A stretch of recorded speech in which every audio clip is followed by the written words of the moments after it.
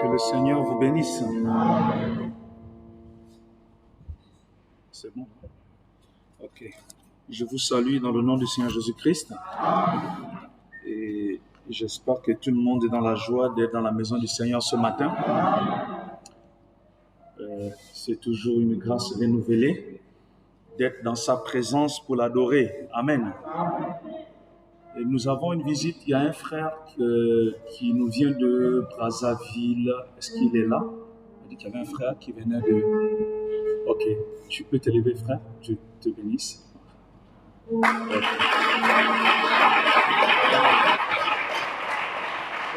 Je n'ai pas retenu le nom, frère. Je n'ai pas retenu ton prénom. Parce qu'on a échangé sur WhatsApp, je n'ai pas retenu. Le frère Murphy. Voilà, frère Murphy vient du tabernacle des Zabulons chez le pasteur Sylvain. Voilà. Dieu le bénisse. Donc, sois la bienvenue au milieu de tes frères. Je crois qu'il est venu ici pour des raisons d'études. Et donc, prenez son numéro, les frères, et soyez en contact avec lui comme vous le pouvez, comme vous avez l'habitude de le faire. Nous allons nous tenir debout pour lire la parole.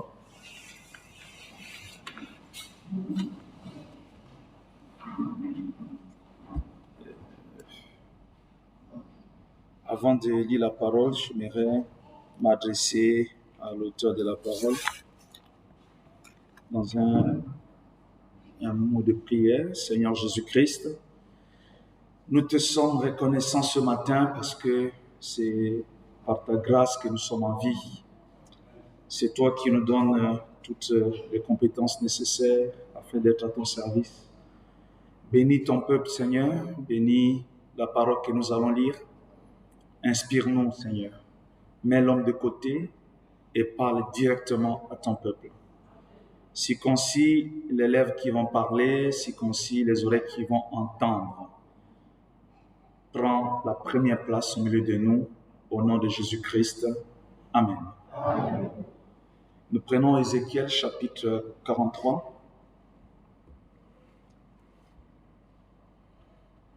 Ézéchiel 43, nous allons lire du verset 9 jusqu'au verset 13. Ézéchiel chapitre 43.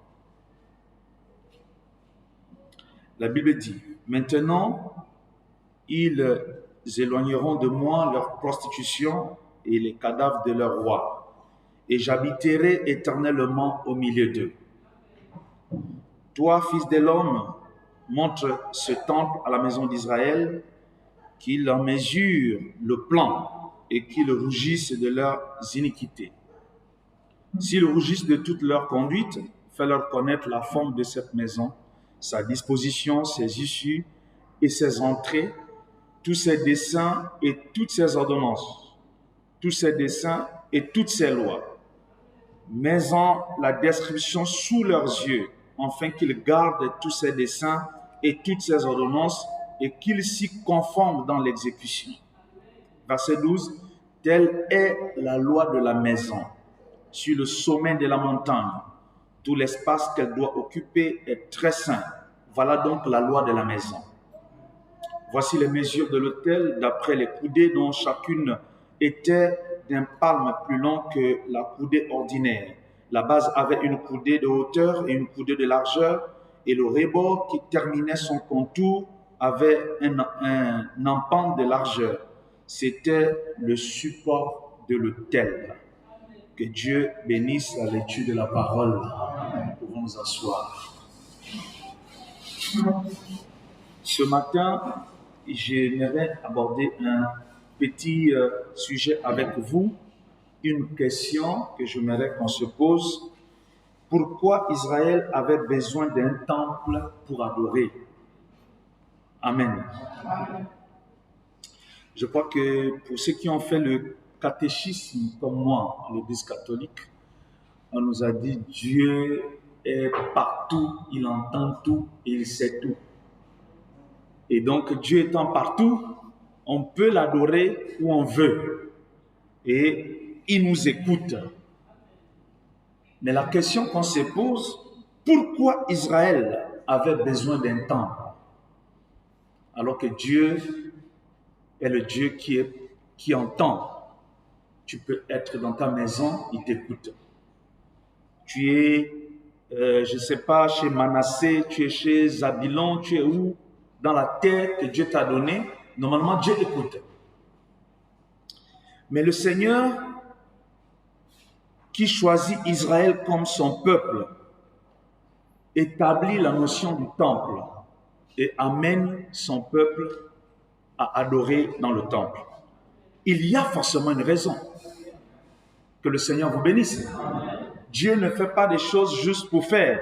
Il a certainement une raison d'instaurer le temple. C'est que nous devons retenir ce que avant le temple, la Bible nous dit qu'avant le temple, il existait le tabernacle, dont les plans avaient été donnés par Dieu à Moïse et qui était destiné au culte dans le désert pendant les 40 ans où le peuple d'Israël était dans le désert. Dieu leur a donné le tabernacle. Que Dieu vous bénisse. Et ce tabernacle, le plan et le modèle étaient donnés par Dieu. Et tout le temps du pèlerinage, Israël devait adorer autour du tabernacle. Leur adoration envers leur Dieu devait se faire devant le tabernacle du témoignage. Que Dieu vous bénisse.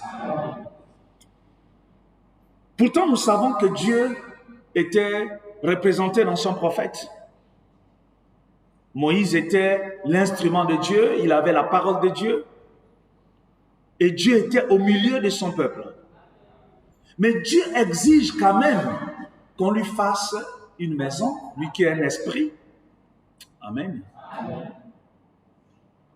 Et il lui donne même des exigences sur la forme. C'est-à-dire, il ne dit pas seulement, faites-moi une maison comme ça. Il exige, il demande aux gens de respecter les dimensions. Donc, et ce n'est même pas n'importe qui, c'était des gens qui avaient une certaine compétence. Alléluia.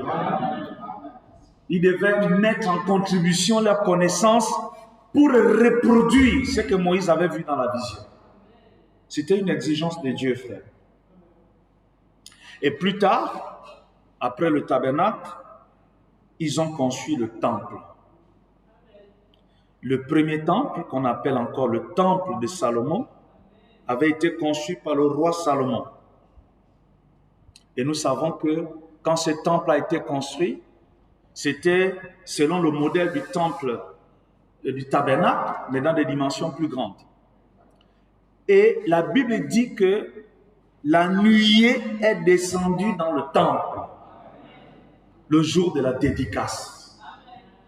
C'est-à-dire que le Dieu d'Israël est rentré dans cette maison. Lui qui dit qu'il n'habite pas dans les maisons faites de mains d'homme. Mais la Bible dit qu'il était rentré là-bas. Il était rentré au point où on pouvait voir avec des yeux naturels comment il rentrait là-bas. Est-ce que vous êtes là, frère? Parce que nous savons que la nuée, c'est la forme visible de Dieu. Parce que Dieu, on ne peut pas le voir, c'est un esprit. Mais il peut prendre une forme, il peut se montrer sous la forme de la colonne de feu la nuit, et quand c'est le jour, il se présente sous la forme de la nuée. Et là, on a vu la nuée entrer dans le temple. Que le Seigneur vous bénisse. Et nous savons que ce temple, qui avait été conçu par Salomon, a été détruit par le roi Nebuchadnezzar. Que Dieu bénisse. Et quand ce premier temple a été détruit, le deuxième temple fut construit au retour de la captivité des Juifs à Babylone, vers l'an 536. Et il est terminé vers 515 avant Jésus-Christ. Donc, on a le premier temple conçu par Salomon, détruit par Nebuchadnezzar, et ce temple a été reconstruit par les travaux ont commencé avec Zorobabel et ça a continué. Est-ce que vous êtes là, mes amis? Ça a pris beaucoup de temps pour être reconstruit avec plusieurs interruptions et des reprises. Et plus tard, ce temple qui était reconstruit par Zorobabel il a été modifié par le roi Hérode, juste avant que Jésus ne vienne sur la terre. Le temple quand Jésus est sur la terre, le temple qui était visible, était le temple reconstruit par Zorobabel, mais rénové, modifié, ajusté par Hérode. Et ce temple, qui n'est pas un troisième temple, c'est toujours le deuxième temple. Est-ce que vous êtes là, frère? C'est ce temple qui a été détruit par Titus en l'an 70. Amen. Aujourd'hui, pendant que je suis en train de vous parler, il n'y a plus de temple. Est-ce que vous le savez? Il n'en reste aujourd'hui comme vestige que les murs de soutènement de l'esplanade construite par Hérode et le reste des arcs qui permettaient l'accès à l'esplanade. Donc, les Juifs vont sur ce qu'on appelle le mur de lamentation. C'est un mur de lamentation qui n'est même pas en réalité le mur des temples finalement. Ce n'était que qu'on appelle ça l'esplanade, c'est comme on dit la cour, l'endroit quand vous allez dans un édifice, il y a quand même un espace et il y a des murs pour entrer dans le temple.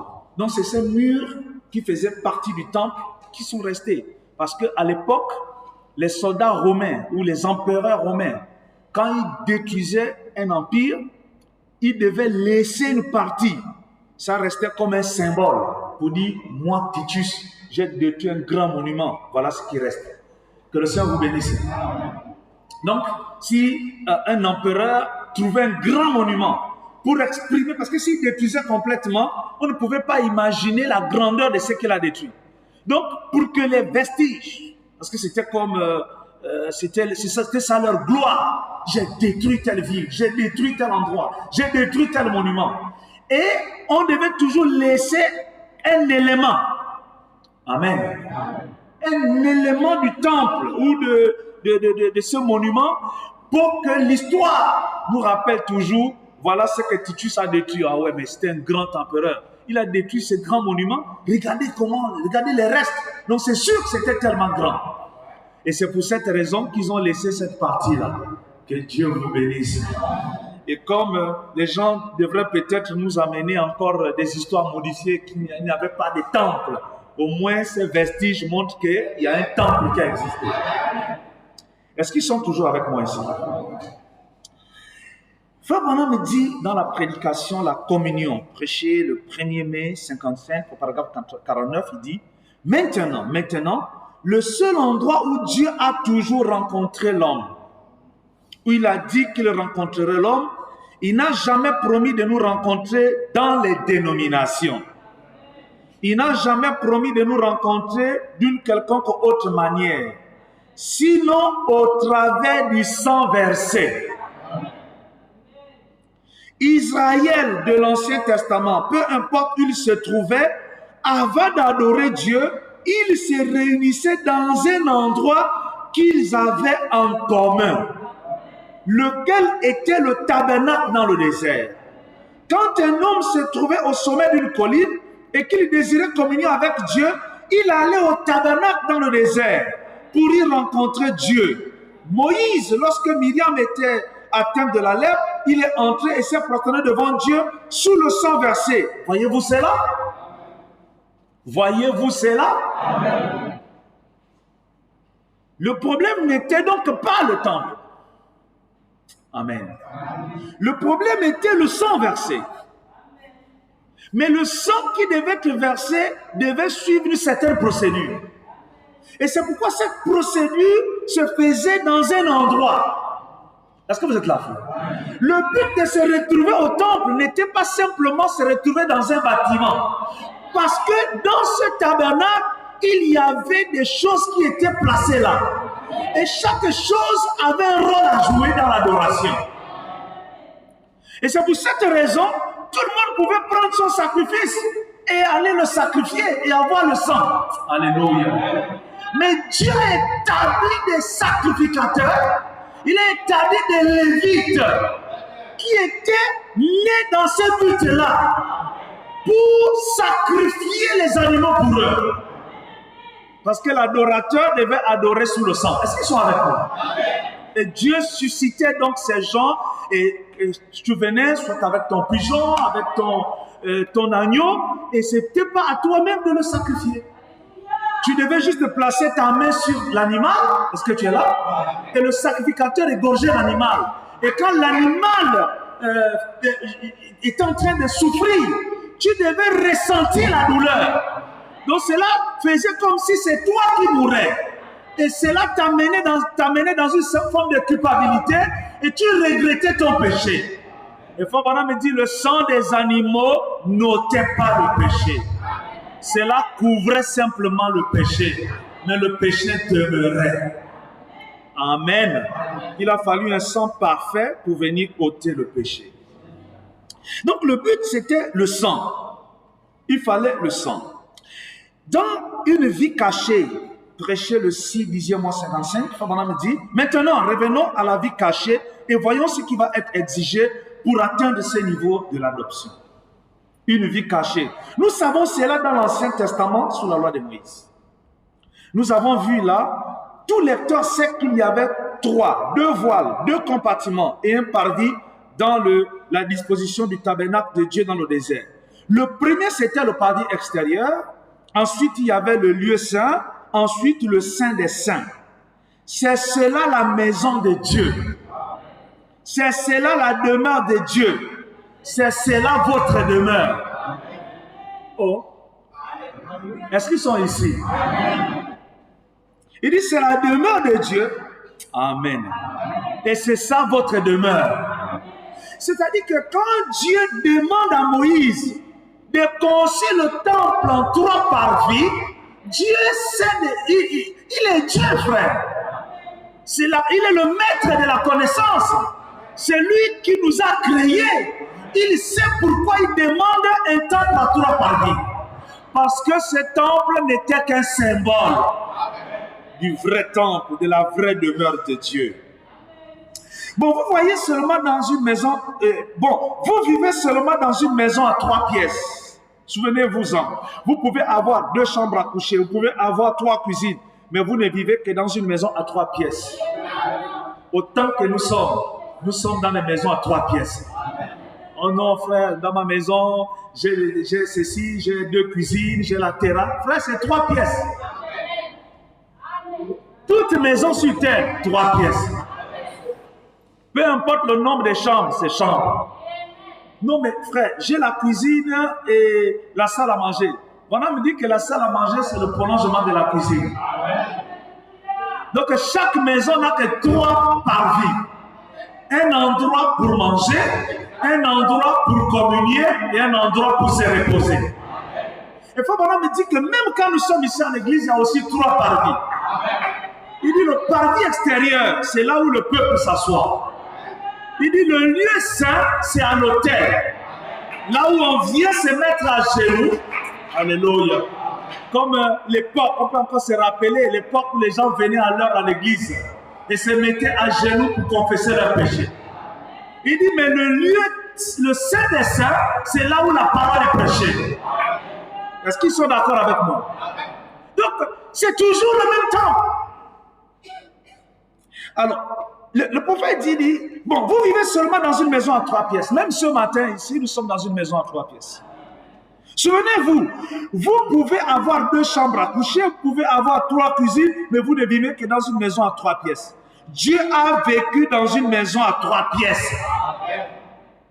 Lorsque Dieu était ici sur la terre, il a occupé une maison à 3 pièces. L'âme, le corps et l'esprit de Jésus-Christ. Est-ce qu'ils sont là, frère? Donc la maison à 3 pièces, c'est l'homme. Et Jésus était un homme qui avait un corps, l'esprit et l'âme. Et c'est cette maison à 3 pièces où Dieu a habité. Est-ce que vous êtes là, frère? Les gens se posent toutes les questions. Non, mais frère, mais Jésus, il était Dieu, frère. Oui, il était Dieu, mais c'était un homme. Je vais vous montrer. Dieu ne peut pas mourir. Dis Amen. Et puis Dieu n'a pas de père, il n'a pas de mère. C'est ce qui faisait la différence entre Jésus et Melchisedec. Et souvent, c'est un peu compliqué d'expliquer, mais comprenez ça comme ça. Il dit Jésus et Melchisedec n'étaient pas la même personne. Il dit, Melchisedec n'avait ni père ni mère, ni commencement de vie, ni fin de vie. Or, Jésus avait un père et mère. Alléluia. Mais Melchisedec n'a ni père ni mère. Melchisedec n'avait pas besoin de recevoir l'esprit, ni de perdre l'esprit. Melchisedec n'a pas d'esprit à rendre. Il n'a même pas de père à qui s'adresser. Est-ce qu'ils sont ici, frères? Mais Jésus pouvait s'adresser au Père parce qu'il était le tabernacle terrestre. Et Frère Branham me dit, quand il est allé au baptême, la colonne de feu est entrée en lui. Est-ce qu'ils sont toujours ici? Il dit, le jour de son baptême, la colonne de feu est entrée. On nous a dit que c'était un oiseau qui était entré. Ce n'était pas un oiseau. Ça veut dire l'Esprit de Dieu est descendu sous la forme. C'était l'Esprit de Dieu. Mais ça avait pris la forme de la colonne et ça s'est entré en Jésus. Quand il était à Gethsemane et qu'il a accepté de mourir sur la croix, le Père l'a abandonné. Est-ce qu'ils sont toujours ici? Est-ce qu'ils peuvent dire Amen? Donc quand Jésus allait mourir, c'est un homme qui allait mourir. Et le Père le regardait en train d'aller mourir. Oh, dis Amen. Et il est mort comme un être humain. Et nous avons vu qu'il était mort de chagrin. Est-ce qu'ils sont toujours ici? Mais attention, il n'est pas seulement mort, mais le troisième jour, il est ressuscité. Quand il est ressuscité, il était toujours un homme. Est-ce qu'ils sont ici? Parce qu'il pouvait manger le poisson. On dit Amen. Or, Dieu ne mange pas le poisson. Mais attention, après sa résurrection, il est retourné au Père. Donc, comment est-il retourné au Père? Les disciples ont vu un homme là, Amen, monter, la Bible dit une nuée l'a dérobé. Et quelques temps après, Saul de Tarse, Alléluia, l'a rencontré sur le chemin de Damas. Et il a entendu une voix dire, Saul, Saul, pourquoi me persécutes-tu? Il regarde, dit, qui es-tu, Jéhovah, que je persécute? Il dit, je suis Jésus. Donc Jésus, qui était un homme, qui pouvait, Alléluia, il est retourné au Père. Or, c'est quoi retourner au Père? Ce n'est pas aller chez papa. Retourner au Père, c'est un langage biblique. Retourner au Père, ce n'est pas aller chez papa. C'est retourner dans sa forme originelle. Donc Jésus est redevenu la colonne de feu. Où sont partis ses cheveux? La colonne de feu. Où sont partis ses yeux? La colonne de feu. Au point où William Branham dit, il n'a plus un père à qui il s'adresse, car il est lui-même le Père. Il n'y a plus un Jésus au ciel et un Père à côté. Il est lui-même le Père. Donc c'est vrai, quand nous disons Jésus, j'ai dit que comment vous adorez un homme? On n'adore pas un homme. On adore le Père. Mais le Père là s'appelle Jésus. Il est venu seulement apporter le nom du Père. Oh, est-ce qu'ils sont ici, frère? Et ceci est très intéressant. Il était le tabernacle de Dieu sur la terre. Si quelqu'un voulait adorer Dieu, il devait seulement s'approcher de Jésus. C'était le seul lieu d'adoration. Est-ce que vous êtes là, frère? C'est là où Dieu a placé son nom. Car tout ce qui était dans l'Ancien Testament n'était que des ombres. Parce que le vrai temps, et Frère nous a prêché un message, le lieu d'adoration, le seul lieu d'adoration. Il a ainsi, donc quand les messages comme ça se répètent, c'est l'assistance du prophète. Donc il n'y a pas beaucoup de lieux d'adoration. Il n'y a qu'un seul lieu d'adoration que Dieu a choisi. Et dans ce lieu d'adoration, Dieu prend son nom. Et tout le monde doit adorer dans ces lieux. Mais ce lieu est où? C'est la question qu'il faut se poser, mes amis. Pourquoi Israël avait un temple pour adorer?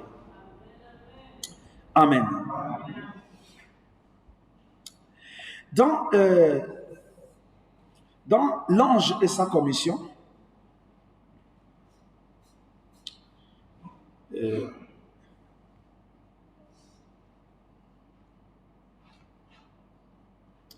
l'ange et sa commission, excusez-moi, qu'il a prêché le 21, 8e mois 50, paragraphe 41. Il dit, eh bien, l'un de ces jours, le corps va se rassembler juste comme cela. C'est vrai, juste comme le temple de Salomon.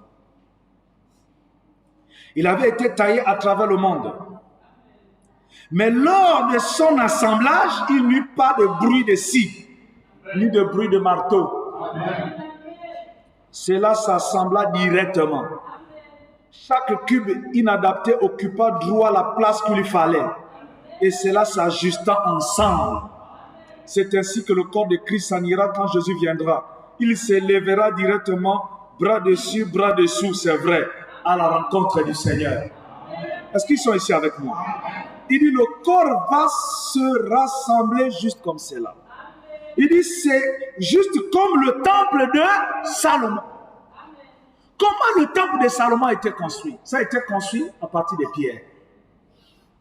Mais les pierres n'étaient pas taillées à un seul endroit. Moi, je ne sais pas si vous voulez construire le temple de Salomon ou la tour de Babel. Est-ce que vous êtes là, frère? Si c'est la tour de Babel, vous allez construire il faut un seul homme. Parce que pour construire la tour de Babel, c'est un seul homme, numéro. Tout le monde doit être autour de numéro et tout le monde doit obéir à numéro. Or, le temple de Salomon, ce n'est pas un homme qui le construit. C'est une multitude d'architectes. Frère, terrible. C'est-à-dire que des tailleurs de pierre dans des lieux différents. Et chacun a une vision particulière de la forme de la pierre. Quand on regarde, mes frères, toi tu tailles les pierres, pourquoi? Il dit c'est pour le temple. Frère, mais il y a des qui taillent là-bas. Pourquoi n'allons-nous tous pas à Jérusalem tailler les pierres? Ce n'est pas comme ça le temple de Salomon. S'il y a quelqu'un ici qui passe le bruit.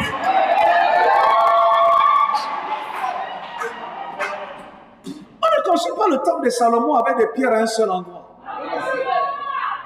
Non, il faut que nous soyons tous à Jérusalem, bien-aimés, parce que le roi Salomon doit nous donner des directives de la construction du temple.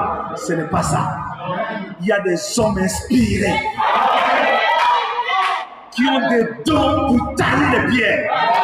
Et ils vont tailler les pierres à leur endroit. Et au moment de rassembler les pierres, chaque pierre est taillée à sa place. Mes amis, vous n'avez pas besoin de vous déplacer. Restez là où Dieu vous a placé. Et vous serez taillés. Alléluia!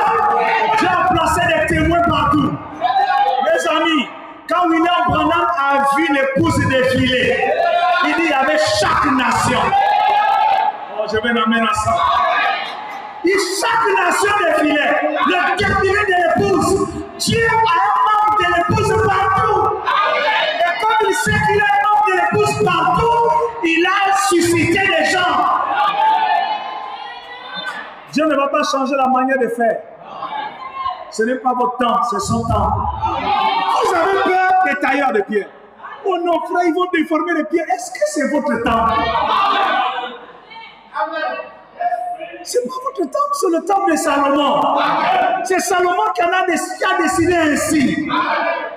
Que chaque pierre soit taillée. N'ayez pas peur. Les pierres vont s'ajuster.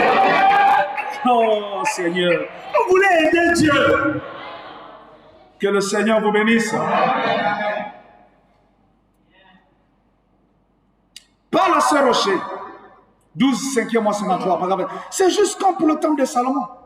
Ça avait été taillé à travers le monde. Un bloc a été taillé de cette façon-ci et l'autre de cette façon-là. Quand on les a rassemblés, chaque bloc convenait bien à sa place, sans qu'il y ait un bourdonnement de scie, ni le bruit d'un coup de marteau. Oh non, non. Oh, c'est nous, c'est nous. Oh, nous sommes ceci. Est-ce qu'il y a les marteaux pour positionner les pierres? Taille seulement les pierres. Frère, on me dit, La glorieuse église du Dieu vivant, ce sont des pierres taillées nées de nouveau. Les pierres taillées nées de nouveau. Est-ce que vous êtes là, frère? C'est ça l'église de Dieu, frère. L'église de Dieu, ce n'est pas les groupes de gens, les mouvements, c'est des pierres taillées nées de nouveau. C'est vrai. L'un de ces jours, la persécution va frapper cette bande de gens froids et indifférents. Les ecclésiastiques se rassembleront dans une confédération des églises. Est-ce que nous allons rentrer là-bas? Non, il faut qu'on soit. On prend déjà notre position maintenant. Est-ce que nous allons entrer dans la confédération? Donc, quand la persécution arrive, qu'est-ce qui se passe? La confédération. Alors, ceux-là s'uniront vite et ils formeront un seul groupe. Est-ce que vous êtes là, frère? Donc, pendant que la confédération s'unit, l'église s'unit. C'est un corps mystique. On parle du corps, pas le corps littéral, le corps mystique. Ce qu'Afro Banam appelle ça le corps mystique de Jésus-Christ. Ça dit, tu as un membre ici, un membre là-bas, un membre. Regardez, même ici à Libreville, que Dieu bénisse, tous les membres de l'épouse ne sont pas seulement ici. Si vous allez dans une église, on vous dit que les membres de l'épouse sont seulement dans une église locale, fuyez là-bas. Ça, c'est un tas de problèmes. Nous devons toujours croire que Dieu a des témoins partout. Ne rentrons pas dans les rangs d'Élie. Oh, tout le monde a fléchi les genoux devant Baal. Je suis resté seul. Dieu lui dit jamais. Il y a encore 7000. Les 7000 là n'avaient pas besoin de dire à Élie, Élie, quand tu me vois là, oh prophète Élie, nous on n'a pas fléchi les genoux. Mais Dieu les connaissait, frère. Pendant que tout le monde fléchissait les genoux devant Baal, mais Dieu avait des gens qui n'étaient pas connus d'Élie. Élie était un grand prophète, mais Élie ne connaissait pas ces gens-là. Frère, tu peux aussi faire partie des gens-là. Pourquoi tu veux seulement qu'on puisse te connaître? Et les gens, il est à l'église, il veut que le pasteur sache ce qu'il fait. Non, pasteur, je jeûne, j'ai prie pour toi. Moi, je n'aime pas les gens qui disent, pasteur, moi je jeûne et je prie tous les jours pour toi. Ça me sert à quoi de me dire ça, frère? Bon, ça me rassure, tant mieux. Que Dieu bénisse. Mais Élie n'a pas besoin de ça. Alléluia. Élie ne sait même pas ça. Mais Dieu le sait. Oh, que Dieu dise encore aujourd'hui à Libreville qu'il y a encore des sœurs qui ne portent pas les mini-jupes. Il y a 7000 sœurs qui n'ont pas porté les mini-jupes. Oh, qui peut dire amen? Il y a encore 7000 sœurs qui ne font pas les maquillages. Il y a encore 7000 frères qui n'ont pas de copines. Un amen fort. 7000 sœurs qui vivent pieusement, sans copains. Oui, frère. Le corona vous a trop fait retrograder. Vous revenez à Christ. J'ai béni le Seigneur parce qu'il y a 7000 qui n'ont pas succombé dans la période où les églises étaient fermées. Même si on ne les connaissait pas. Élie ne les connaît pas, mais Dieu les connaît. Jean chapitre 2, verset 19 à 21. La Bible dit, Jésus leur répondit, détruisez ce temple et en 3 jours, je le relèverai. Alléluia. Les Juifs disent, il a fallu 46 ans pour bâtir ce temple et toi en 3 jours, tu le relèveras. Mais il parlait du temple de son corps. Il parlait de quoi? Vous aussi, vous pouvez aussi mal comprendre, même encore ce matin. Il parlait du temple de son corps. Et je vous pose encore la question, quel corps? Que Dieu vous bénisse. Oui, il parlait du temple de son corps. Mais, oh, pasteur, quelle nouvelle révélation tu nous donnais là? C'était son corps. Oui, c'est vrai, son corps littéral. Il est mort, il est ressuscité. Mais il a aussi un corps mystique qui devait tomber en Nicée. Et il fallait 3 jours. Il fallait le jour de Luther, le jour de Wesley et le jour de la Pentecôte pour qu'il ressuscite. Et j'aimerais te dire que ce corps est déjà ressuscité. C'est quand on parle de la résurrection aujourd'hui, je ne sais pas de quel corps tu parles. Parce qu'il y a un corps qui est tombé, alléluia, qui avait été tué par les Romains sur Golgotha. Mais il y a un autre corps qui est mort en l'an 325. Mais il fallait qu'il ressuscite lui aussi. Par la justification, la sanctification, le baptême du Saint-Esprit. C'était des mouvements de réveil. Alléluia! Luther est venu avec un réveil. C'était pour ramener l'épouse. Et Wesley est venu avec un réveil. Et la Pentecôte. Mais bonhomme dit la Pentecôte, c'est la balle. La balle fait quoi? Elle protège le grain. Mais qui est le grain?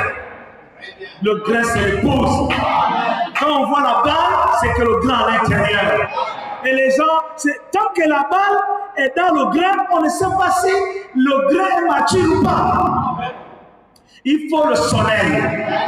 Quand le soleil frappe, le soleil frappe, le soleil frappe, le soleil sépare.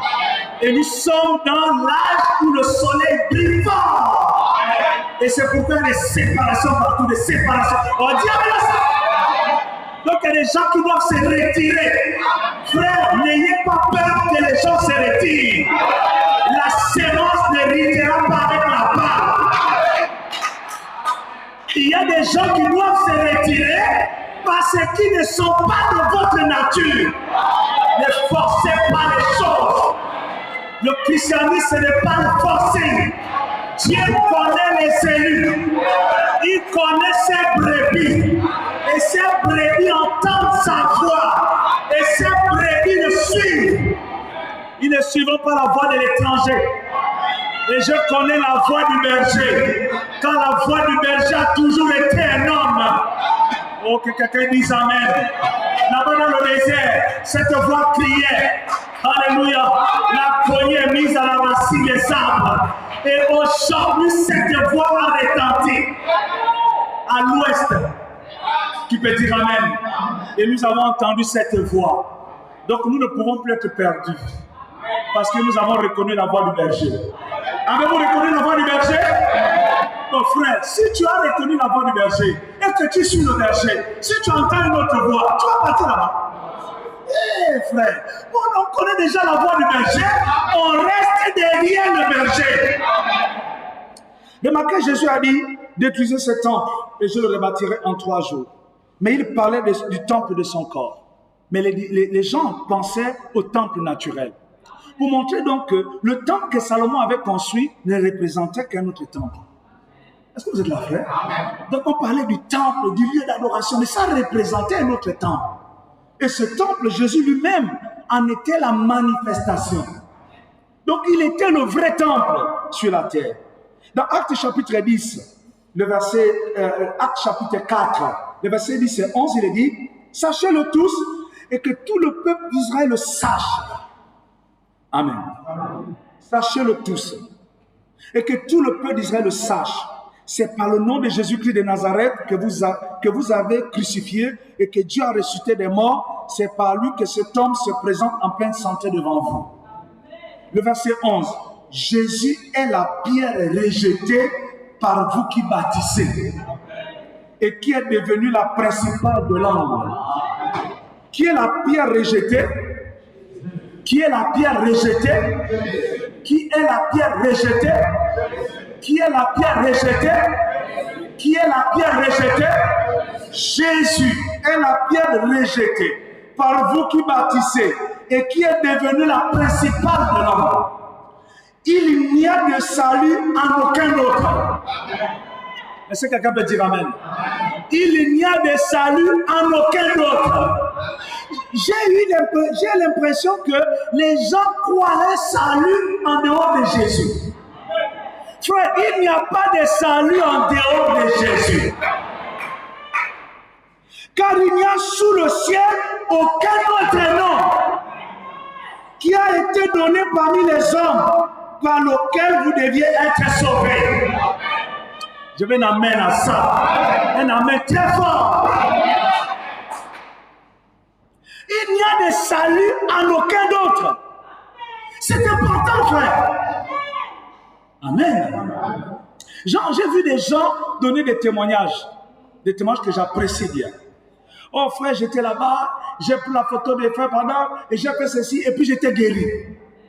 Ah, frère, donc, ça, ok, on ne doute pas de ça. Oh frère, j'étais en train d'écouter une bande, et puis les mots de tête ont disparu. Tout ça là, c'est bien, c'est la guérison. Mais vous devez savoir que ce n'est pas une bande qui guérit. Dis Amen.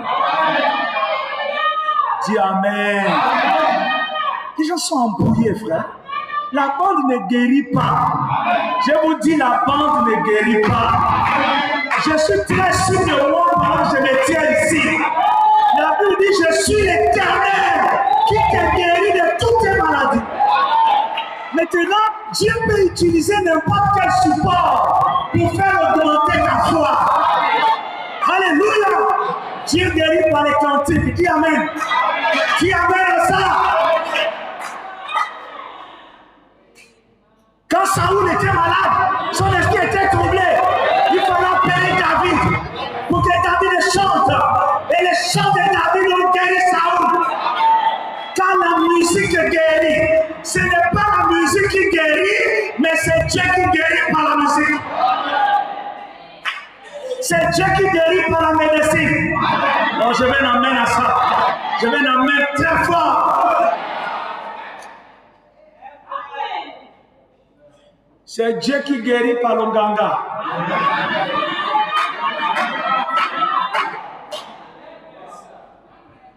Si vous n'êtes pas d'accord, c'est votre affaire. Ça m'importe un peu. Je ne travaille pas pour vous, je travaille pour Jésus. C'est lui mon patron.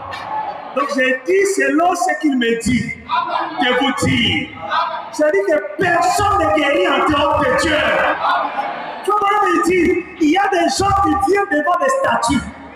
Et ils croient que les statues peuvent parler. Alléluia. Et comment me dit, ils entendent des voix. Il dit, les voix là sont en eux. Parce que la statue ne parle pas.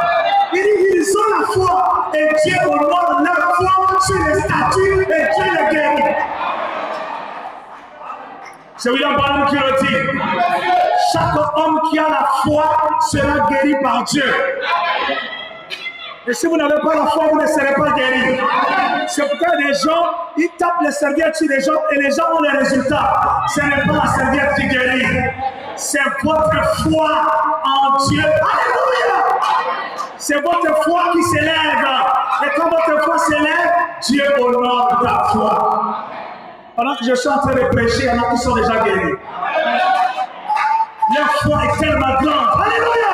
Ils écoutent la parole, ils sont tellement contents de l'écouter et la guérison s'opère. Ce n'est pas ma prédication qui te guérit, c'est Dieu qui te guérit.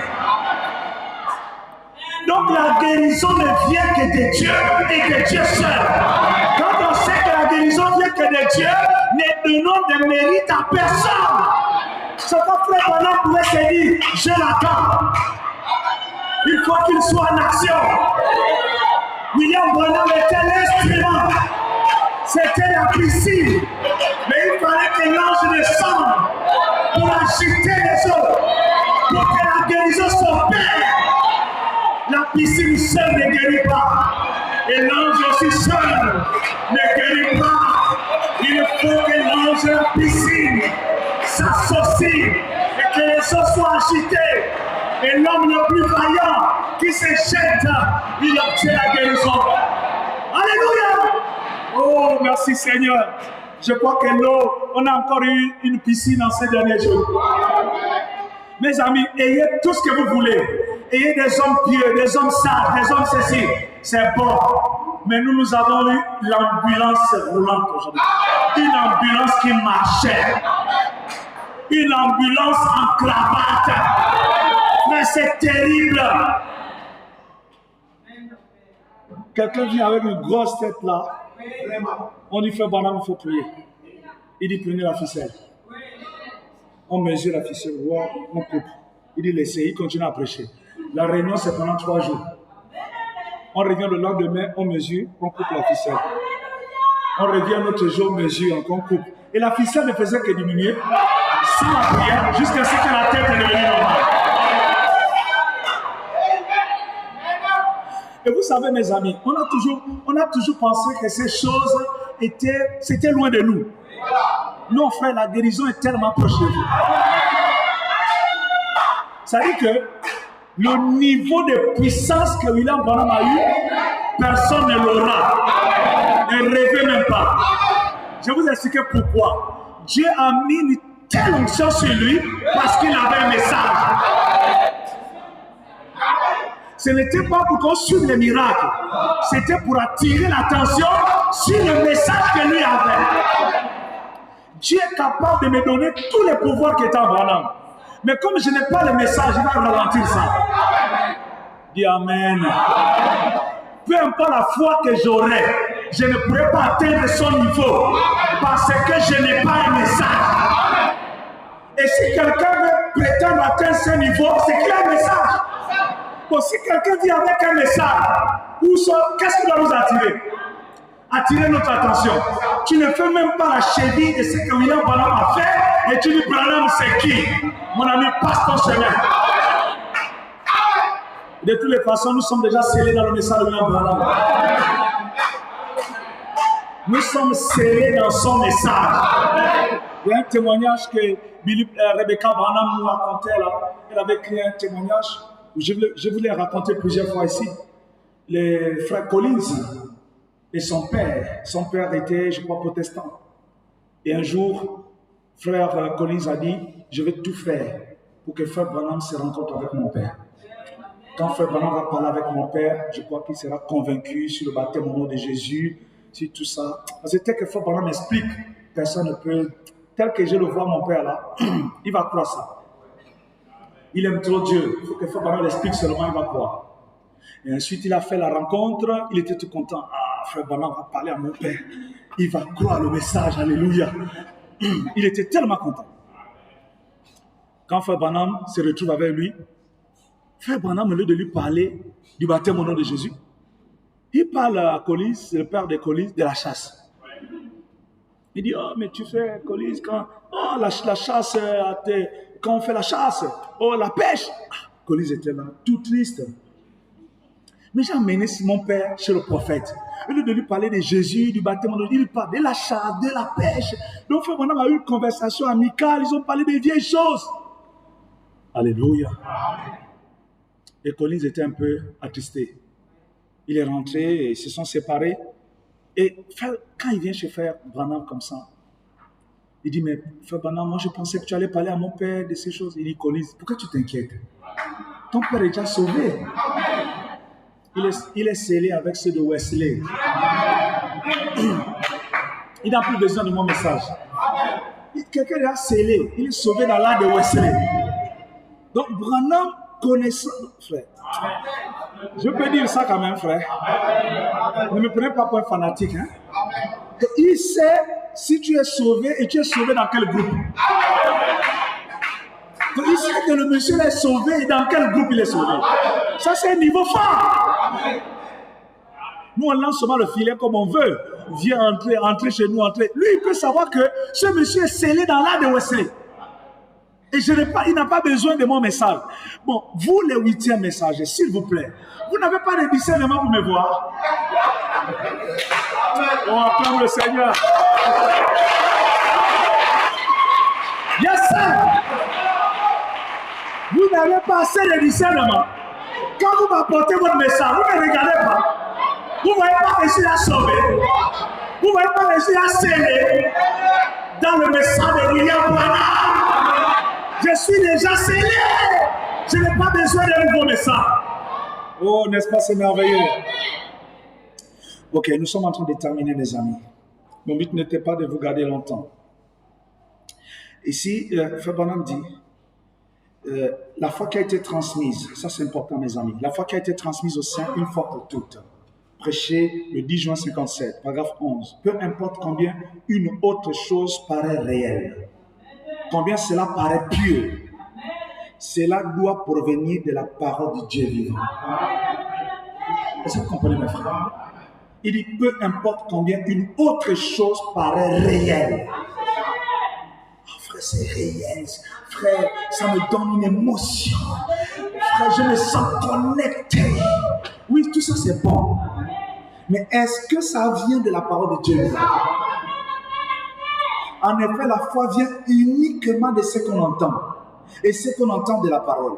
Il y a donc beaucoup de choses qui semblent attirer l'œil.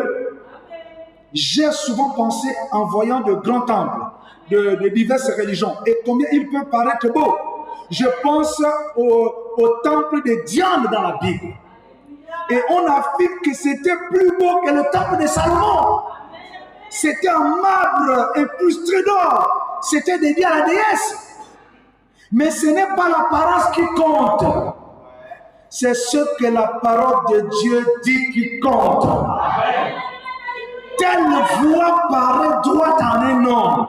Ainsi donc, la foi ne peut pas se reposer sur des apparences. La foi ne trouve son lieu de repos que dans la parole. Et il nous est demandé de combattre ardemment pour la foi qui a été transmise au sein une fois pour toutes. Nous combattons pour la foi. Il n'y a pas un Dieu que les apôtres ont adoré et nous adorons un autre. C'est pour cette raison que Paul me dit, quand il a dans l'exposé, il dit que le fondement d'un ministère se trouve dans la vie de Paul.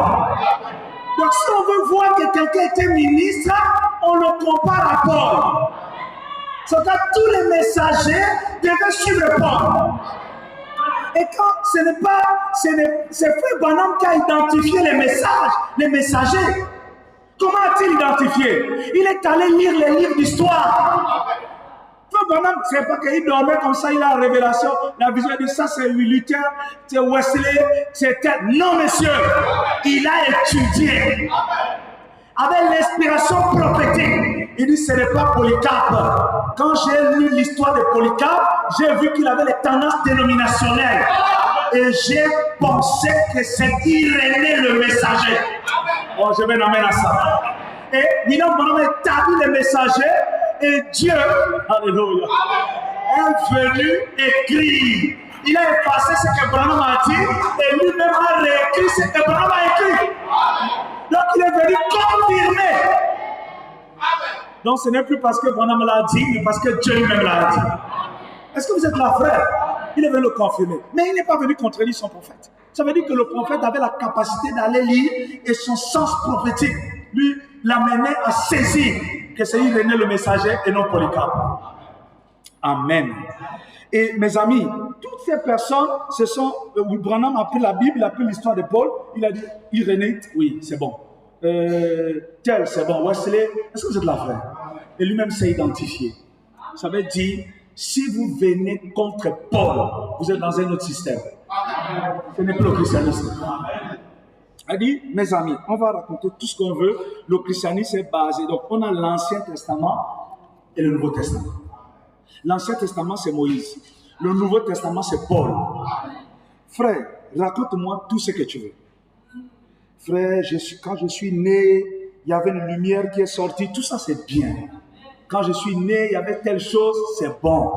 Est-ce que ce que tu dis, c'est ce qui est dans la parole de Dieu? Regardez, frère. Quand William Branham a prêché les sceaux, il est allé, Dieu lui a donné la révélation de cette sceaux. Ce n'est pas au Branham Tabernacle que Dieu donne la révélation de cette sceaux. C'est sur la montagne. Il a la révélation. Et vous savez ce que Frère Branham dit? Je suis venu étudier ces choses. Je suis venu les comparer. Donc, il a eu la mission d'aller prêcher. Et chaque jour qu'il prêchait, il se préparait dans son bureau. Est-ce que tu l'as fait? Et il attendait que le ciel soit ouvert. Et l'ange venait, lui donnait la révélation. Il dit, non, Branham, ce sceau veut dire ça. Branham prend ce que l'ange a dit.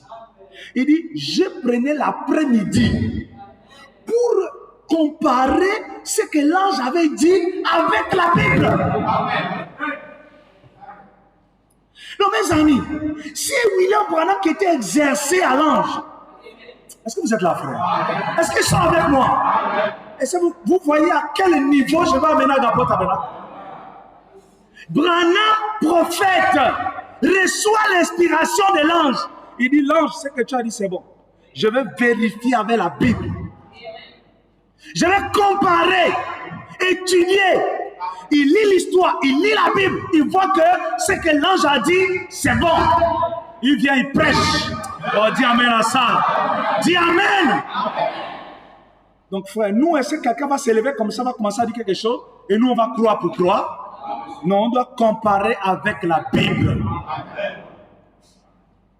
Ça peut être beau, ça peut être comment, mais nous devons le comparer avec la Bible. Est-ce qu'ils sont toujours là? Donc, ce qui fait que si la Bible me dit que nous devons baptiser au nom du Seigneur Jésus-Christ, ils sont ici? Toi, tu vas m'amener des bonnes paroles. Où ça tu fais, frère, quand il a ouvert le 7e seau, il y avait 7 coups, comme s'il épelait un nom, tout ça là, c'est bien. Mais la Bible dit quoi? Nous ne pouvons pas venir en contradiction de la Bible. Ce qui a fait de William Branham un vrai prophète, ce qui fait de William Branham, quand nous on dit, frère Branham a dit, les gens se disent, oh, mais vous avez Branham là, c'est quoi? Ce qui fait que nous, on est derrière William Branham, c'est parce que Branham est resté attaché à la Bible. C'est Branham qui nous a dit, mais pourquoi les femmes prêchent? La Bible dit les femmes ne prêchent pas. Les gens disent non, nous sommes dans un temps d'émancipation, nous sommes dans un temps de ceci, mais la Bible, il dit, mais la Bible enseigne que la femme se taise. Mais frère, si chacun doit amener ses raisonnements, mais on n'aura que le christianisme. Si on prend la Bible, on met de côté, et chacun dit ce qu'il pense, ce sera que le christianisme. Le christianisme, le fondement, c'est la parole écrite. Et la parole parlée n'est que l'interprétation de la parole écrite. Donc on m'a amené une solution, vous cachez là le problème. Je vais d'abord lire le problème, et je lis la solution, là je comprends. Mais vous mettez le problème, vous le mettez à côté, vous amenez seulement les solutions. Ça c'est quelle histoire? Je vais préparer un examen, je n'ai que les solutions. Non, monsieur, que Dieu bénisse. Je ne vais pas faire comme un étudiant de l'ENS qui il faisait le devoir, ou il fait le devoir, après il s'est rendu compte que, oh, l'exercice là, j'ai vu ça dans le livre. Il a dit, monsieur, j'arrive, je ne me sens pas bien. Allez, taxi, course au lycée bas. Il est allé voir vite le livre, il a lu l'exercice. Il revient, course, il revient à l'ENS. Quand il regarde comme ça, il ne restait plus assez de temps. Et comme dans l'exercice, l'énoncé c'était X, qu'on appelle ça, X, petit X. Et dans le livre là-bas, c'était grand X. Et il avait la retenu avec grand X. Alors, il dit, posons, petit X égale grand X. Donc, c'est ça que les gens se font le faire aujourd'hui. Est-ce que vous êtes là, frère? L'énoncé pas de petit X. Donc, ils sont là, grand X, mais frère, on prend la solution comme ça, mais l'énoncé pas de petit X, vous êtes déjà dans les grands X. Et ils veulent maintenant faire posons. Petit X égale grand X. Vous allez poser quoi, frère? Si c'est grand X, c'est grand X. Si dans l'énoncé, pas de grand X, dans la solution, c'est grand X. Si dans l'énoncé, c'est petit X, c'est petit X. Tu vas commencer à embrouiller les réponses de posons. Donc, petit X égale grand X. Parce que tu veux seulement te conformer à quelque chose qui n'est pas dans l'énoncé. Que Dieu vous bénisse. Nous ne ferons pas cela. Nous allons rester, si c'est petit X, c'est petit X. Est-ce qu'ils sont ici, frère? Alors, donnez-moi encore 10 minutes, mes amis. Alors, remarquez ici, Dieu donne le temple aux enfants d'Israël pour adorer. Nous avons vu que c'est dans le temple que les gens venaient verser le sang et ils adoraient leur Dieu. Et nous avons compris que ce temple n'est plus le temple naturel de l'époque. Ce temple, c'était Jésus finalement.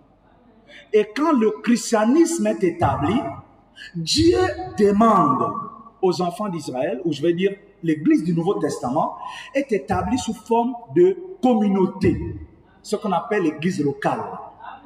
Et ces églises locales auront à leur tête des anciens, ce que nous appelons aujourd'hui des pasteurs ou des évêques. On appelle pasteur, ancien, c'est la même chose. Le mot évêque veut dire surveillant. Vous êtes là, frère?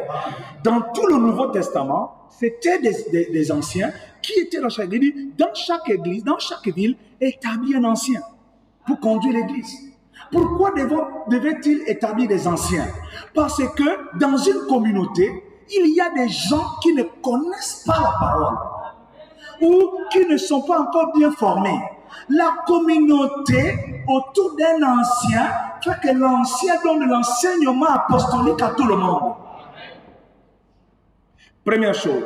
La deuxième chose, c'est que entre eux, dans cette communion, ils vont se soutenir réciproquement. On dit que quand il fait frais, les animaux, les chèvres, ils se soudent et la chaleur de l'un réchauffe l'autre. Et quand il y a le soleil, l'ombre de l'un couvre l'autre. Donc, qu'il fasse froid ou chaud, ils sont toujours soudés. Et le but de l'Église, c'est d'abord d'unir les croyants.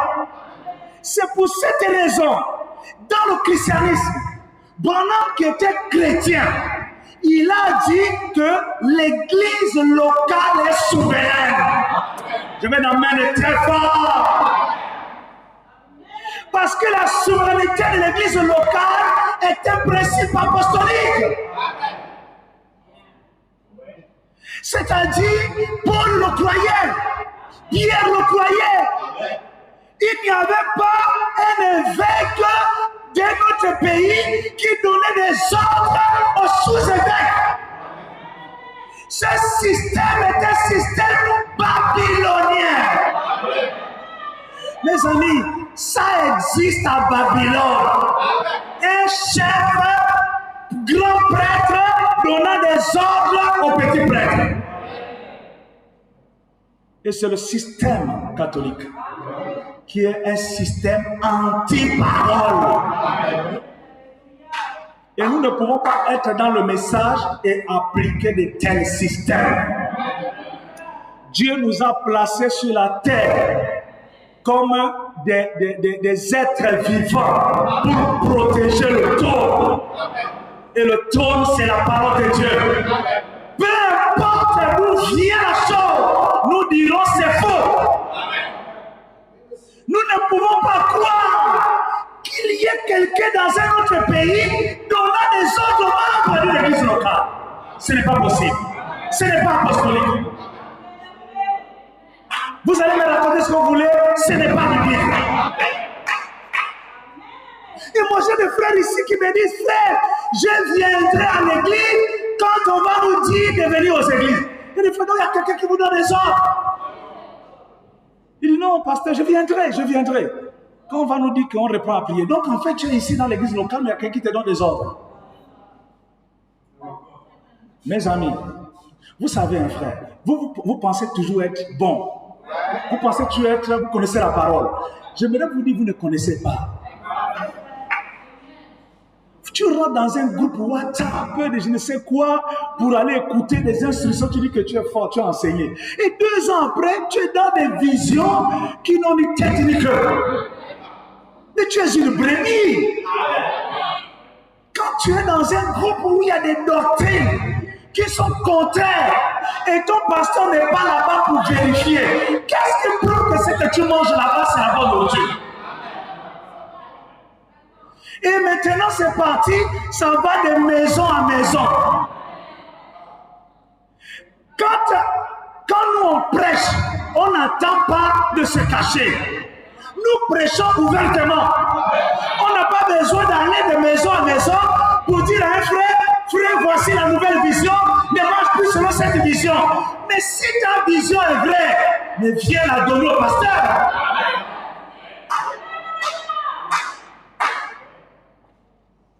Amen.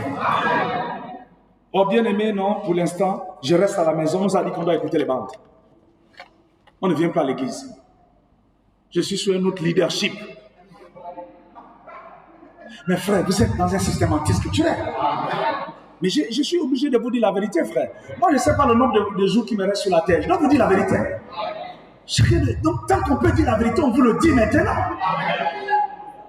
Frère, je vous dis avec tout l'amour dans mon cœur, c'est faux. C'est contraire à l'ordre de la Bible. Il y a des frères ici qui sont déjà servis là. Ils sont ici assis à l'église, mais ils ne sont pas même. Ils sont dans un autre leadership.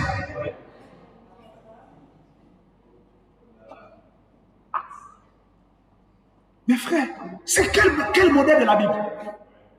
La Bible dit, frère, Dieu ne change pas sa manière, sa pensée au sujet de sa parole. Si Dieu savait que les Éphésiens 4 ne sont pas importants, il n'allait pas mettre ça dans la Bible. Vous me racontez ce que vous voulez, il ne devait pas mettre ça. Les sacrificateurs étaient importants dans la sacrificature d'Aaron jusqu'à ce que cette sacrificature s'est arrêtée. Or, la sacrificature actuelle a commencé à la Pentecôte. Dites-moi à quel moment elle s'est arrêtée. Et qu'est-ce qui marque le changement? Le changement de la sacrificature aaronique a changé avec la sacrificature des Éphésiens 4, avec la mort de Christ au calvaire. Or, votre nouveau système est basé sur quel événement biblique? Quel est le principe biblique qui change votre manière de faire? Non, messieurs, ça n'existait pas. Dieu a toujours utilisé l'homme. Dieu pouvait parler au travers du soleil. Il pouvait parler au travers de la lune. Il dit, mais il a choisi l'homme. Il dit, pour parler à un homme, il utilise un homme. Et frère Branham dit, la chose la plus difficile que Dieu n'ait jamais fait, c'est d'amener un mortel à croire un autre mortel. C'est valable pour Jésus, c'est valable pour le prophète, c'est valable pour ton pasteur, c'est valable pour ton mari à la maison. Mes amis, si je commence à venir dans vos foyers et je commence à gérer votre fonctionnement, ce ne sera plus le rôle du pasteur. Je vais en amener à ça. Mon rôle n'est pas de venir faire fonctionner vos enfants. Frère, ton enfant est inscrit dans quelle école? Non, frère, pas là-bas, il doit être aux enfants. Ce n'est pas mon rôle en tant que pasteur. Parce qu'une famille a son fonctionnement. Le pasteur, il prêche la parole pour former les gens à vivre. Ils ont toutes les informations. Et chaque famille se gère. Et le père est le chef de famille. Je vais l'amener à ça. Et un prophète apporte la parole. Et chaque église a son fonctionnement. Et le pasteur est le chef de l'église locale. Qui veut dire amen? Le prophète ne peut pas venir impiéter de s'introduire dans le programme de l'église locale. Non, monsieur.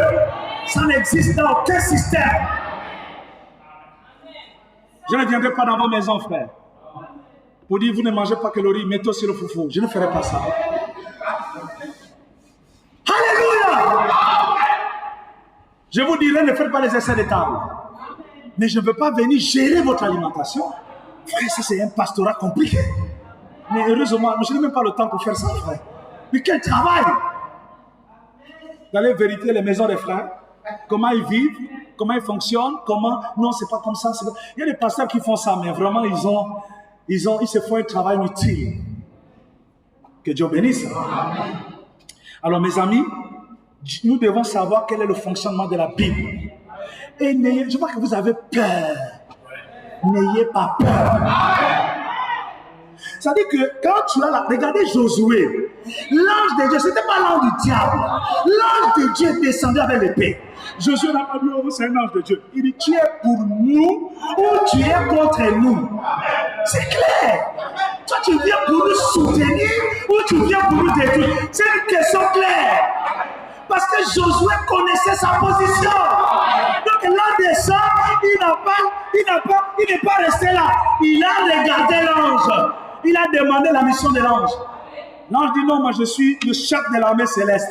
Si tu es le chef de l'armée céleste, donc on s'allie vers toi. Tu ne viens pas pour nous combattre. Tu peux dire amen. Mais le but de l'ange, Josué avait un travail à faire. Chaque chef de famille avait son travail à faire. Et chacun avait son travail. Et tu peux dire amen. Donc il y a un travail qui est lié à la maison. Chaque maison est une église. On parle des églises de maison, mais les églises de maison existent depuis des années. Tu vas me dire, vous les mères, vous êtes des pasteurs. Vous êtes le 5e évangile. Il y a 4 évangiles. Le 5e évangile, c'est la mère. Celle qui enseigne aux enfants comment vivre. Donc ça n'a pas commencé aujourd'hui. Ça a toujours existé. Mais pendant qu'il y a les églises de maison, il y a aussi l'église. Mon frère, pendant que nous avons l'église locale, il n'y a plus l'église universelle. Nous avons l'église locale, mais une église universelle qui n'est pas liée à l'église locale. Mes amis, la destruction de l'église locale n'est pas scripturaire. Ce n'est pas biblique. Soit vous n'avez rien compris, vous avez mal compris, mais ce n'est pas scripturaire. Parce que Paul a établi cela.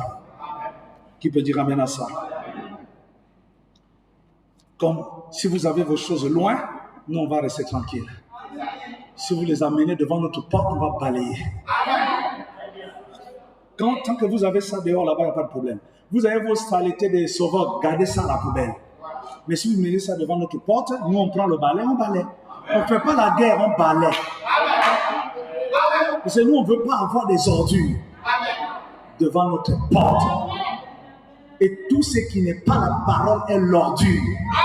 J'ai envie de te dire à toi, sœur, qui me regarde là, en fait, même Dieu ne peut pas changer sa parole.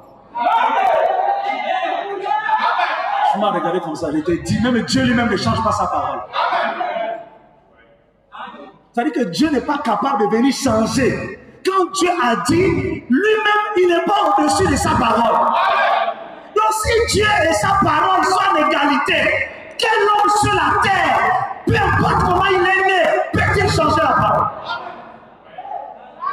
La Bible dit, allez par tout le monde, prêcher la bonne nouvelle. C'est pas ce que la Bible a dit. Mais frère, est-ce que Dieu ne savait pas que les bandes allaient exister? Pourquoi il n'a pas dit, allez par tout le monde et le pied plein? Il a dit, allez partout prêcher.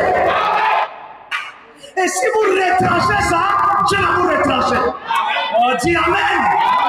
Il n'a pas dit, il aurait pu dire, mais frère, Dieu a prêché les aigles. Il a prêché les avions. Il a prêché les villes périphériques de Chicago. Il a vu toutes ces choses. Mais il a vu aussi les bandes. Mais il aurait pu dire, allez par tout le monde et appuyer sur plein. Mais il a dit, allez par tout le monde et prêcher.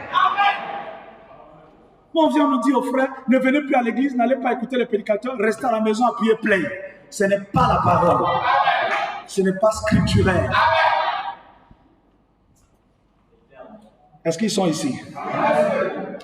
Vous avez le droit d'appuyer play chez vous. Vous avez le droit d'écouter. Mais on ne peut pas faire de ça un principe. Quand il y a un mort, play. Quand il y a un mariage, play. Quand pas d'évaluation, play. Oh frère, j'ai mal au pied, play. Oh j'ai ceci, play. Frère, ça ne marche pas. Ça ne marche pas. Si vous avez un médecin qui vous donne le Doliprane, tout le temps le Doliprane, c'est un faux médecin. Il doit voir la maladie actuelle. Et quel est le médicament approprié. Nous le disons, frère, en fait, les gens ont pensé que c'est le son. Frère, c'est l'idolâtrie, hein, frère. Le bruit, le son de William Branham. Ce qui fait qu'un jour, quand j'ai écouté le frère Lépicard, moi j'ai pensé c'est Branham, frère. Si vous écoutez le frère Lépicard parler, vous allez croire que c'est pour ceux qui ont mis des années dans le message. Quand Lépicard parle, tu dis que le message c'est Branham. Il a prêché au Cameroun. On a envoyé ça, on s'est dit que c'est frère Branham. Mes frères et sœurs, la même voix. Donc le problème n'est pas sur la voix, le son. Le problème est sur ce que Dieu dit. Regardez William Branham, il vient prêcher. On lui pose une question. Frère Branham est en train de répondre. Et pendant qu'il répond, il est en train d'aller à gauche. Un frère dans l'église lui dit, frère Branham, pouvez-vous lire telle partie de la Bible? Et frère Branham prend la Bible, il l'ouvre. C'est dans les sceaux. Question-réponse sur les sceaux. Il lit la Bible, il dit, le Seigneur est ici. Et il change la réponse. Il dit amen. Et c'est un prophète. Et frère, moi j'aime Branham parce qu'il est accroché à la Bible. Frère Branham, tu as dit 700 personnes, mais la Bible dit 7000. Il dit non, c'est une erreur. Mais on doit se tenir à la Bible. Mes frères, si on change le principe apostolique, on n'est plus dans le christianisme. Mes amis, vous voulez aller où? Vous voulez être la seule église sur la terre, donc tout le monde prêche, tout le monde fait. Vous savez, l'église avec des appareils. Donc on veut là, pion. Vous voulez des années durant. Mais ça, c'est quel principe qui veut ça? Ne rentrez pas dans des choses comme ça. Restons dans la Bible, frère. Amen. Restons dans la Bible. Nous avons lu ici dans le livre d'Ézéchiel. Je vais faire un petit survol, un survol d'Ézéchiel 40 à 48. Le royaume, le nouveau temple, le royaume de Dieu. On a vu que le temple, c'est représentait Jésus-Christ et le temple te représente et me représente. Amen. Amen. Amen. Mais Ézéchiel a annoncé la venue d'un temple. Et le temple d'Ézéchiel, c'est le temple qui doit attirer notre attention. On a vu que le premier temple était construit par Salomon. D'abord Moïse dans le désert, mais le temple en réalité, parce que c'est un tabernacle. Le temple, c'est Salomon.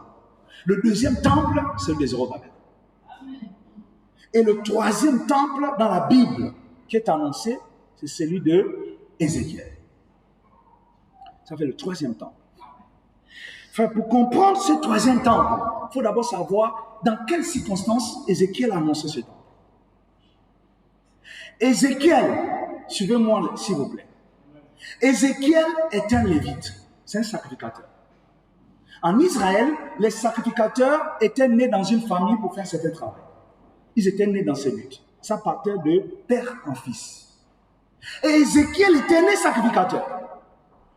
Donc, pour faire la sacrificature dans le temple. Et la loi disait, quand tu avais 30 ans, tu exerçais. Tu exerçais pendant 20 ans. Et à 50 ans, tu arrêtais le travail. Chaque sacrificateur travaillait 20 ans au temple. Amen. Il commençait à 30 ans et à 50 ans, il arrêtait. C'était la loi. Ézéchiel est né, il grandit, c'est que j'attends 30 ans. Quand j'aurai mes 30 ans, je serai sacrificateur. Voici le roi Nebuchadnezzar qui arrive et détruit le temple dans lequel Ézéchiel allait travailler. Ézéchiel était un jeune homme. On le prend, on l'amène en captivité. Est-ce que vous êtes là, frère? Et Ézéchiel en captivité pendant des années. Les 30 ans arrivent. Parce qu'il avait autour de 25 ans. Quand il est parti, c'était un jeune homme. Les Daniel, les Ézéchiel, c'était des jeunes. D'autres avaient 14 ans, 20 ans, 25 ans. Est-ce que vous êtes là, frère? Ézéchiel était un jeune homme, autour de 25 ans. Quand il a atteint ses 30 ans, il n'a pas de temple. Le temple est détruit. Il est en captivité. La seule chose qu'il pouvait faire, c'est de prêcher aux autres. Il dit, mes frères, croyons en Dieu. Dieu va nous aider. On sortira un jour d'ici et nous irons. Alléluia. Dieu va restaurer le temple. Le temple sera reconstruit. Il a dit par Jérémie que nous resterons seulement 70 ans. Après les 70 ans, il se souviendra de nous. N'abandonnons pas Dieu. Ce n'était pas les jours, ce n'était pas les semaines et les mois, c'était des années. Ézéchiel devient prédicateur. Il n'est plus sacrificateur normal. Il s'adapte à la circonstance. Est-ce que vous êtes là, frère? Et maintenant, Ézéchiel a 50 ans. Quand il a 50 ans, nous sommes dans Ézéchiel chapitre 40. Je n'ai pas le temps de lire. Pour le lire, c'est bien précisé. À la 25e année, à la 30e année, c'est bien précisé dans Ézéchiel. Ézéchiel a 50 ans. Et 50 ans, normalement, il ne peut plus être sacrificateur. Et il s'est rendu compte que toutes ces années, alléluia, je serai là en train de servir au temple. Mais voilà, on nous a détruit le temple. Et j'arrive à la fin de ma sacrificature. Je n'ai même pas eu le temps d'exercer. Alléluia. Ainsi, Dieu prend Ézéchiel et l'amène dans une vision. Ézéchiel chapitre 40. Et il l'amène dans une vision et Ézéchiel voit un temple avec une description terrible. Et ce temple, tel qu'il est décrit, chacun a donné son interprétation de ce temple. Et ce n'est pas évident. Les 9 derniers chapitres du livre d'Ézéchiel décrivent une vision du nouveau temple et de tout ce qui le concerne. Ses murs, ses ustensiles, du sacrifice, la répartition des terres et les devoirs des sacrificateurs. Ces chapitres écrits après les autres sections du livre, la vision date de 573 avant Jésus-Christ, forment une conclusion importante à la prophétie d'Ézéchiel, notamment dans le domaine clé, celui du retour de la gloire de l'Éternel. Dans cette vision du temple, il voit aussi le retour de la gloire de l'Éternel qui revient. Et beaucoup de gens ont donné des interprétations sur ce temple d'Ézéchiel. On n'ira pas sur toutes ces interprétations. Il y a une interprétation littérale. Il y a une interprétation dispensationniste ou millénariste. Il y a une interprétation chrétienne symbolique et une interprétation apocalyptique. Les littéralistes, qu'est-ce qu'ils disent? Ceux qui tiennent à cette approche veulent trouver dans ces chapitres une signification précise à tous les chiffres, à toutes les descriptions du bâtiment ou des devoirs des serviteurs. Ils considèrent cette section comme un plan divin que devront suivre les fidèles qui voudront construire sa demeure future. Donc les littéralistes disent le temple va être construit tel que c'est écrit. Et les gens qui vont servir plus tard le Seigneur, quand il viendra, ils vont le servir dans le temple tel que décrit. L'interprétation dispensationniste ou millénariste, ce point de vue répandu par la Bible Scofield, qui intitule cette section « Le temple du millénium et son culte », et met dans une note que cette prophétie n'a pas en vue l'Église, mais l'aboutissement de l'histoire terrestre d'Israël. Selon Scofield, donc ce texte annonce un règne messianique futur de 1000 ans à partir du temple. Donc les messianistes, les dispensationnistes, millénaristes disent qu'en fait, le temple, c'est ce qui va déterminer le millénium. Quand ce temple sera construit en Israël, le millénium sera là. Il y a une interprétation chrétienne et symbolique. Selon cette position, cette prophétie annonce l'Église et l'œuvre des chrétiens en tant que sacrificateurs pour Dieu. Les différentes mesures et institutions sont comprises comme étant des symboles. Il y en a qui disent ça c'est symbolique. Tout ce temple-là et tout ça, ça ne représente que l'Église. Il y a une interprétation apocalyptique. C'est ceux qui adhèrent à la position selon laquelle la prophétie saisissante qui décrit le glorieux retour des exilés dans la terre promise. C'est-à-dire pour eux, cette prophétie est déjà accomplie lorsque Israël était retourné. Est-ce que vous me suivez, frère? Donc quand vous prenez toutes ces descriptions, chacun son point de vue, ça veut dire le troisième temple reste un mystère pour le monde ecclésiastique. Les gens ne s'accordent pas. Alléluia. Et je voudrais même vous dire, malgré que William Branham a prêché, ça fait toujours des problèmes au milieu de plans de messages, l'histoire du temple. Or, notre sujet n'est pas de savoir c'est quoi le temple. Notre but c'est de savoir pourquoi. Pourquoi toujours le temple? Et puis Branham dit, dans les 6 buts, et c'est là où je comprends que Branham avait quand même une petite partie millénariste, dans les 6 buts, il dit, maintenant, paragraphe 119, maintenant observez, c'est la description du temple qui sera construit pendant le millénium.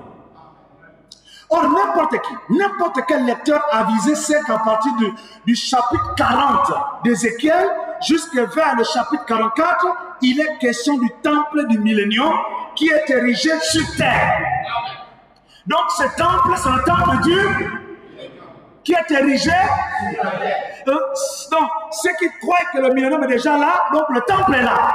Ceux qui croient que le millénium est à venir, le temple est à venir. Parce que le temple est lié au millénium. Ils sont toujours ici? Est-ce qu'ils sont toujours ici? Alors, Branham continue, dit, n'importe qui sait ça. Vous voyez, quand la gloire de l'Éternel le remplit, et ainsi de suite, comme ça, maintenant nous allons juste décrire le temple au chapitre 43. Au programme 125, il dit, Dieu est entré dans le sanctuaire qui devait être loin et qui lui avait été remis pour que les gens viennent y adorer. Donc, non pas pour oindre ton lieu saint, mais pour oindre le Saint des Saints. Est-ce qu'ils sont ici? Est-ce qu'ils sont ici? Je suis en train d'atterrir. Pour oindre quoi? Le Saint des Saints.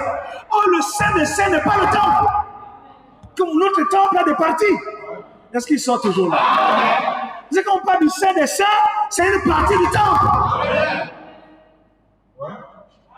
Le temple n'a pas que le Saint des Saints. Le temple a le Saint des Saints, le temple a le lieu saint et le parvis extérieur. Il vient ici pour voir ton lieu saint, même pour voir le Saint des Saints. Il ne vient pas pour moindre le lieu saint.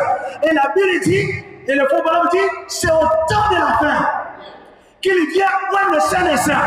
Et dans plusieurs passages, il dit, le Saint des Saints, ce n'est pas Jésus.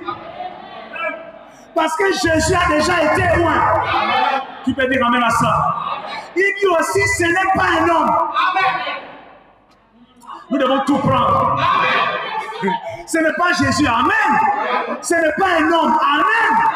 Donc maintenant, c'est quoi? Il dit, et nous voyons que la nouvelle Jérusalem, c'est le Saint des Saints. Et l'onction sera sur la nouvelle Jérusalem qui descend du ciel d'auprès de Dieu, préparée comme une épouse qui se paraît pour son époux. L'onction sera sur eux. L'onction sera sur eux. Est-ce qu'ils sont toujours ici? Donc, le Saint des Saints, c'est Jérusalem. Oh, que Dieu soit loué. Et si vous regardez le temple d'Ézéchiel, la Bible dit, un fleuve coule du temple. Et quand ce fleuve coule, plus il avance, plus on avance, plus il devient profond. Et quand vous voyez ce temple, il ne peut pas être posé dans l'Israël actuel. Parce que la Bible dit que le temple est sur une montagne élevée. Or, si c'est sur une montagne élevée, on va amener ça hors de Jérusalem. Oh, que Dieu soit loué. Donc, dans la position actuelle de Jérusalem, un temple construit de mains d'homme ne peut pas répondre à la version d'Ézéchiel. Ézéchiel voulait servir dans le temple. Il voulait être au service. Il avait 50 ans. Et Dieu lui montre le futur temple. Un temple compliqué. J'ai vu une vidéo là, ils ont décrit, vous savez, aujourd'hui avec la science, ils ont reconstitué ce temple. Et quand vous avez le temps, allez d'aller suivre les films de n'importe quoi. Cherchez le temple d'Ézéchiel sur YouTube. Il faut vous montrer comment ils ont essayé, les architectes, essayer de démontrer comment Ézéchiel a vu cette vision. Ils nous montrent sous forme de vidéos avec les entrées et les sorties. Est-ce qu'ils sont ici? Est-ce qu'ils sont là? On a remarqué, ce temple, ce lieu saint qui sera loin, c'est Jérusalem. Et nous savons partout. Bonhomme nous a dit Jérusalem représente l'épouse. Est-ce qu'il y a des croyants ici? Jérusalem représente l'épouse. C'est pourquoi le temple de Dieu, même dans l'éternité, le temple de Dieu aura le lieu saint. Bien sûr. Il y aura le lieu très saint. Il y aura le lieu saint. Il y aura le pavillon extérieur. Le frère Bonhomme me dit, tout le monde ne sera pas au même endroit. Il dit l'épouse sera un endroit. Et l'épouse constitue le Saint des Saints. Et Israël reste le serviteur de l'épouse qui constitue le lieu saint. Qui peut dire amen. Et le reste des sauvés qui remplissent la terre constitue le pavillon extérieur. Et là, tous les humains seront au service de Dieu. Alléluia. Et nous allons bien nous identifier comme des sacrificateurs.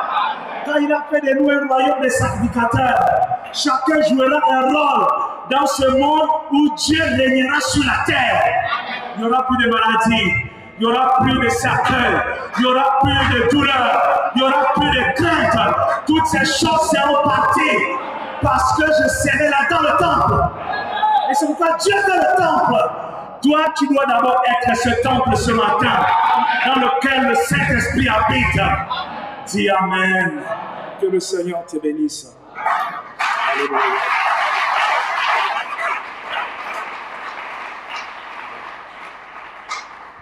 Nous allons incliner nos têtes. Que Dieu bénisse richement.